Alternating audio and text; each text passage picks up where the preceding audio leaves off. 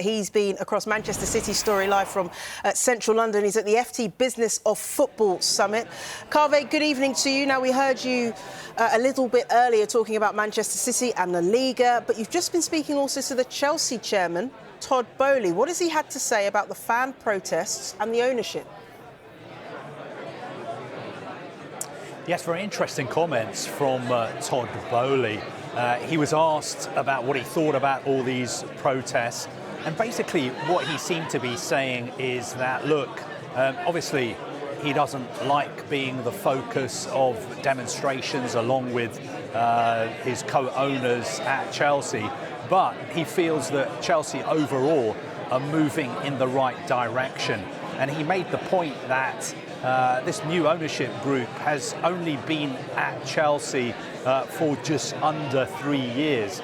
And it is going to take time for Chelsea to be, for instance, challenging for the Champions League or Premier League title again. But he believes that the trends are moving in the right direction. And he said, for instance, look, the whole structure inside the club has changed, and it is going to take a little bit more time.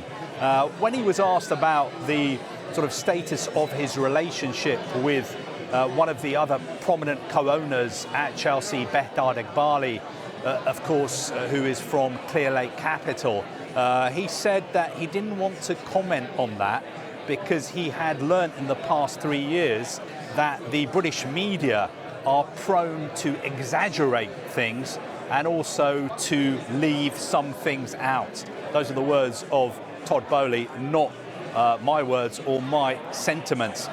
He was also asked about whether he would do it again this way. For instance, if he had his time again, would he try to buy Chelsea on his own rather than joining up with other investors? And he said, I never look in the rear view mirror. So I think the message we were getting from Todd Boehly was, look, he doesn't want to create headlines.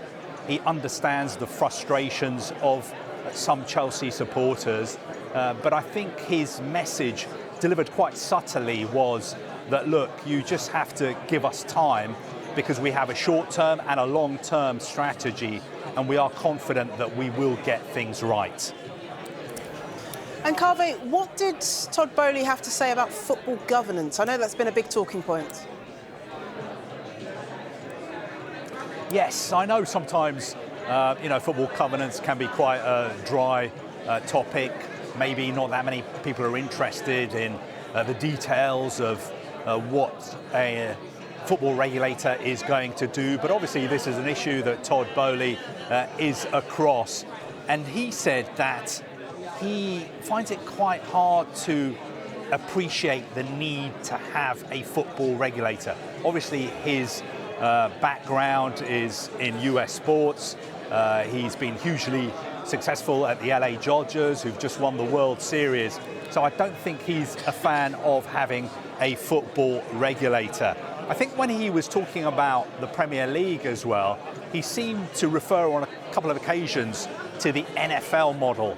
And reading between the lines, I think he's a big fan of the NFL model. And of course, the NFL model is a model where all the 32 clubs speak with one voice.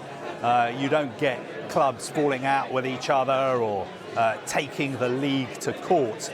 So I think he is a favour of that model rather than the more sort of free market model that we have here in England. He was also quite interesting when he was talking about broadcasting rights. And he seemed to say that he thought that in the future, the Premier League's global rights all around the world would be owned by one broadcaster. I know that is not a view that is shared by a lot of people because the Premier League has very, very lucrative, valuable domestic broadcasting rights, but also even more valuable and lucrative international broadcasting rights. But Todd Boehly, for what it's worth, seemed to think that we were headed towards a model where one global streamer would own all the rights for the Premier League.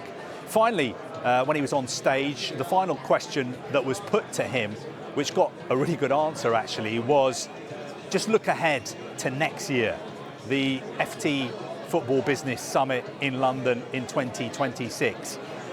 If you were here in a year's time, do you think that the same owners would be in charge of Chelsea as the ownership group who are running the club now? And he said, I can't predict the future, and if I could, I wouldn't be here talking to you. Wow, okay, shots fired. Kaveh, bring us all the big stories. Thank you very much. As Kaveh Solhekol, our chief reporter, continues to mingle with the bigwigs.